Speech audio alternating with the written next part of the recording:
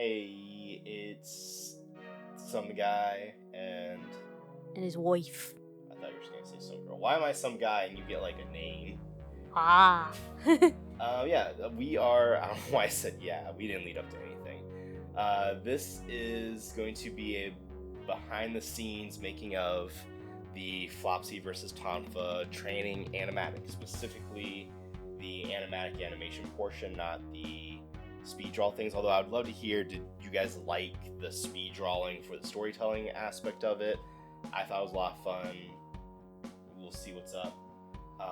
But to kick it off, I am finding that for at least these really short animations, which is what I'm having a lot of fun because it's giving me time to experiment and choreograph fun, punchy segments.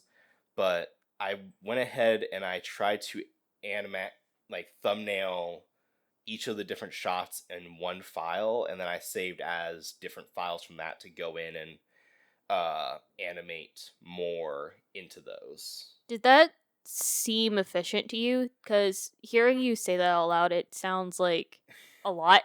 Yeah, so let me see if I can explain it a little more simply. So I started out with one file, with one animation CSP file, and I pretty much drew one or two frames of each of the shots. I'm saying one or two, and you can see I probably did a few more than that, but Yeah. I roughed out beginning, end, and whatever I was feeling up to, and I was able to get the main idea of the fight down in one night, really, which having a game plan that quickly was really nice. Because the alternative way I've done this, because whenever you do a scene, you want to have this. So normally I've been doing, before this I would do like more of a not in motion version of that. So I'd have one file open and have like a storyboard sheet and like make it kind of like a comic. Like, okay, so this is what the first panel will be, this is what the last panel will be, and going from there.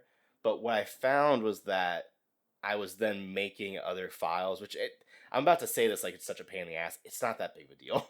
But I had to go and I would import those in to have my roughs to work off of.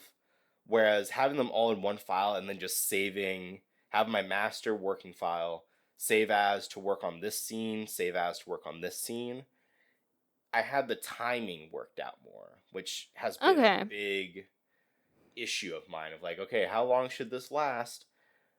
And for me, at least, being able to work on that timing has made me more confident because now I'm like, oh, this is what I want. I want it to feel dramatic. I want it to feel funny. I want it to feel this way. Because timing is important in all of those, but it's a slightly different timing sometimes. Gotcha. But also, like, as if you guys saw the video, you know, this is not a finished animation. It's one of these fun, weird lines between an animatic and a rough animation. Which maybe one day we should make a video really commenting on the difference between the two, because in the industry and I think in fandoms that's getting very blurred, because before no one was meant to see a storyboard. Right. Now storyboards are like a fun behind the scenes thing and more people are seeing it. Like how back in the day you wouldn't see a pencil test of an animation. That was just what the nerds at Disney were working. Yeah. Now people are seeing them and people like them, so it became like, oh no, we need to make this kind of good.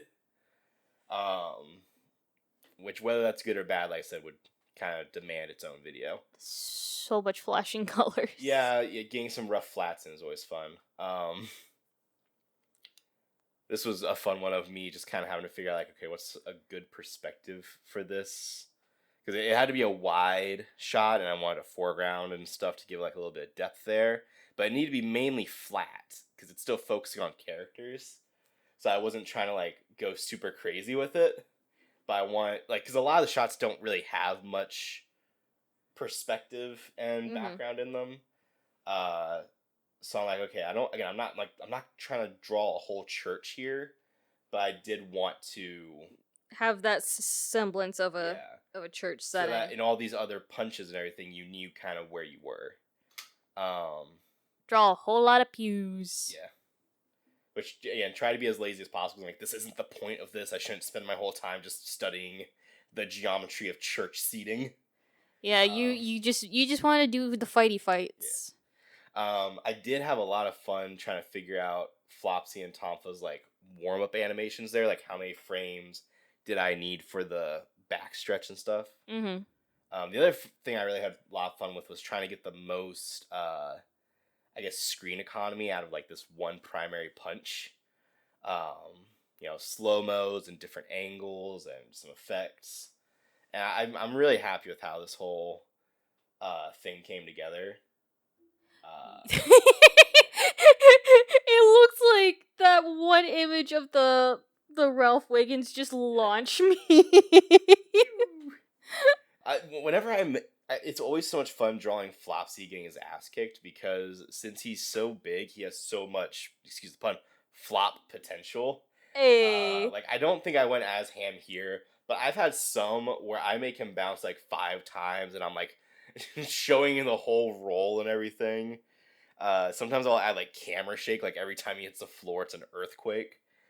This is another part I've gone. This is this whole like Tai Chi grab arm circle motion here.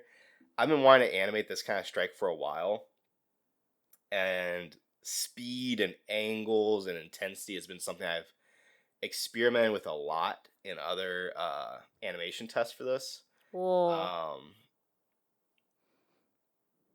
So it was just, there was a lot of going back and forth, and I'm like, okay, the arm is, and it's also like we've talked about this before, trying to balance what's cool and what sells on screen / for animation and what is like accurate to quote unquote real martial arts. Because this isn't really the form I know verbatim. Right. But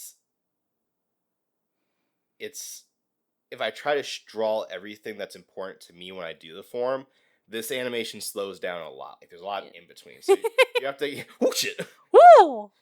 So you have to kind of like accept just the snap for the speed, because that's what I think a lot of people know my animation for, is that snappy quality. Oh.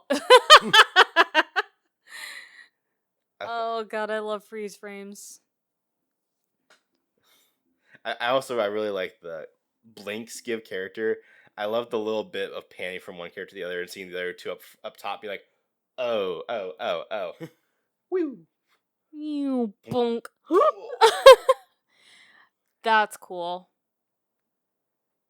I hope everybody likes it in context with the whole, with like I said, the drawing time lapses in the story time video, because I think that there is a fun story vibe message maybe to it. If you liked it, please let us know. I want to do more stuff like this. I want to do kind of like pitches for other story ideas we've had. Like there's an SCP story that I've wanted to play with for a while. Yeah.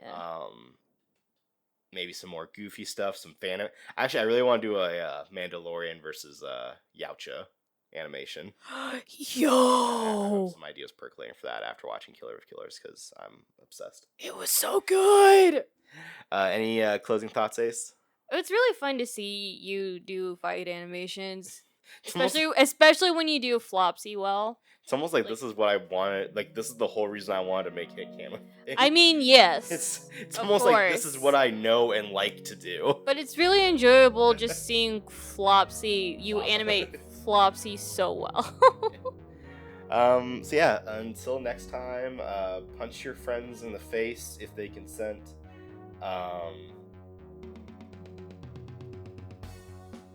Be safe, y'all. I wanted to make that a 1, 2, 3, but consent. Consent is important. Yeah. Goodbye. Bye.